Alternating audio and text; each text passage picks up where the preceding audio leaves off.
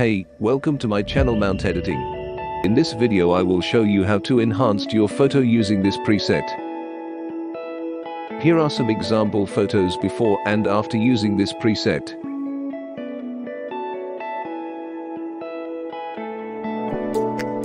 Please read this notice carefully to download this preset. And don't forget to like, comment and subscribe my channel. So let's start edit.